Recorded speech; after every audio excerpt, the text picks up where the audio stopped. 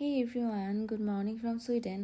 তো আজকে কিন্তু সুইডেনে বেশ বৃষ্টি হচ্ছে। আমি ঘুম থেকে ওঠার পরে বাইরে দেখলাম যে যেমন দমকা হাওয়া দিচ্ছে, ঠিক তেমনি প্রচণ্ড বেগে বৃষ্টি হচ্ছে।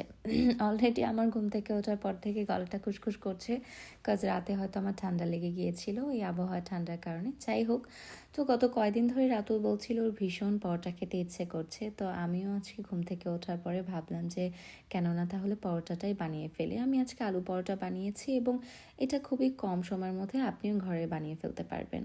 আমি যেটা করেছি যে ময়ানটা করে আমি 15 মিনিটের মতো ঢেকে রেখেছিলাম, কারণ আমরা সবাই জানি যে ময়ানটা করার পর সেটা একটু সময়ের জন্য ঢেকে রেখে দিলে রুটি হোক বা পরোটা হোক সেটা অনেক নরম হয় এবং খেতেও টেস্টি লাগে।